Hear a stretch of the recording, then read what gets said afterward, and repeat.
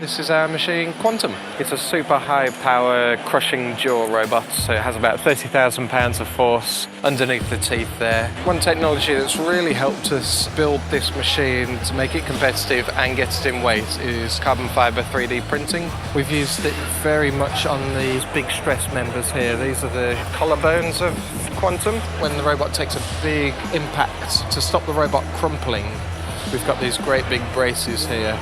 In a previous iteration we made them from aluminium, but we were able to save 50% on the weight by changing it out to 3D printed carbon fiber parts.